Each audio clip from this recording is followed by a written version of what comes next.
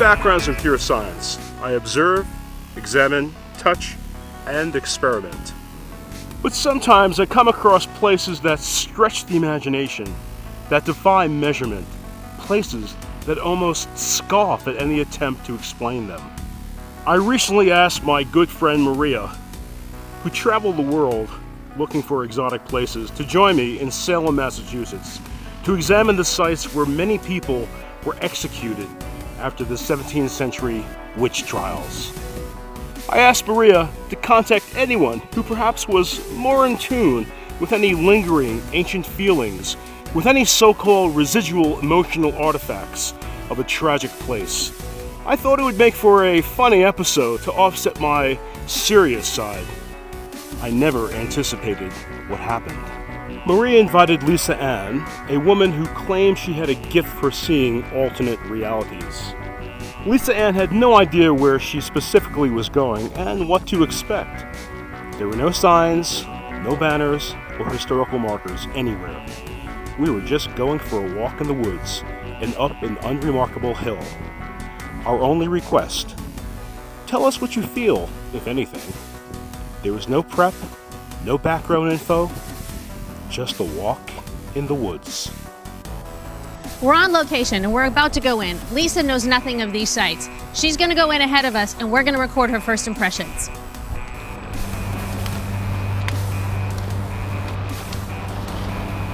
I just feel very sad as I'm starting to walk up here.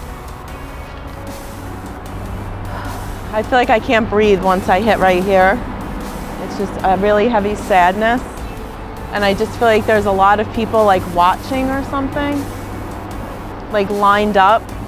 It's just this whole, like, I just feel like the way these rocks are, this is just like a gateway. And there's just a lot of heaviness and sadness right here. There's a woman that's like sitting on the rock over there, and she says, she keeps talking about 8 and 13, and I don't know really what that means, but she said that people were put to death here, and she's like kind of watching over the property, almost like doing a blessing on it to like cleanse it. And she's probably like in her 30s. She would have been considered Wiccan, but she's more really was like an herbalist or something. And she just sits and she watches over this. This, when I stand here, I just can't breathe, like at all. Like, I just have a heaviness in my chest.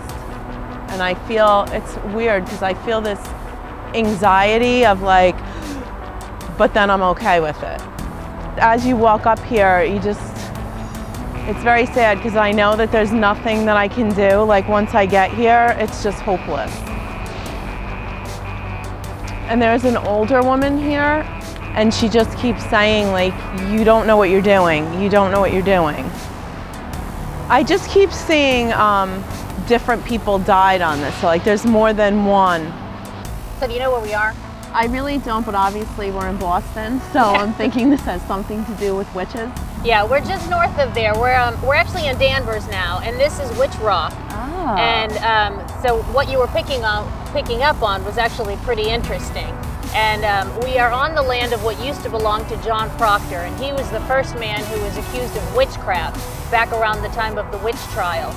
And this is a very interesting place because these rocks, at the right time of day, at the right time of light, people say that there could be symbols seen on these rocks. And those symbols can be dated back to the time of the witch trials.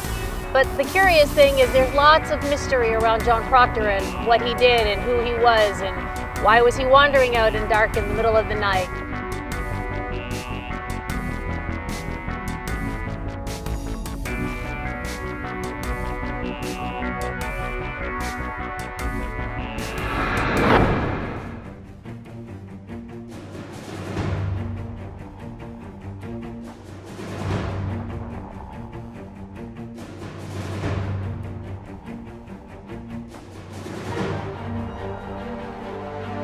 Where there was a lot of sadness in the other place, there's a lot of anger here.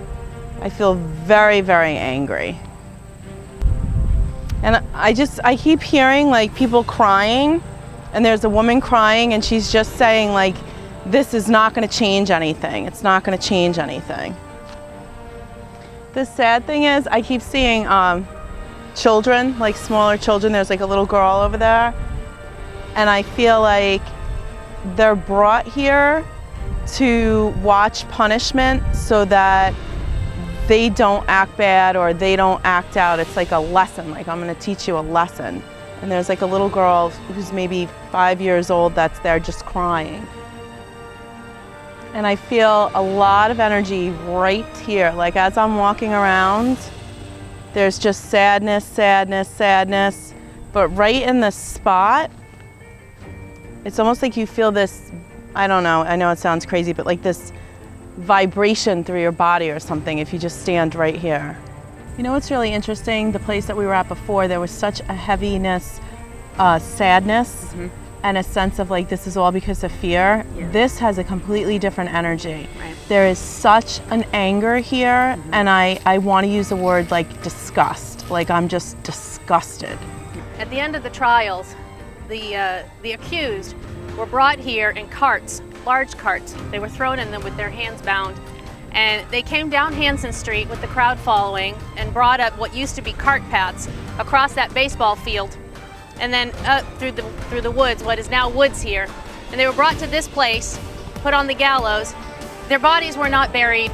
There was no kind of ceremony of any kind. They were simply tossed. They were tossed down in these ravines here, these crevices, and they were left. This is Gallows Hill in Salem, and the horror that happened here has not been forgotten.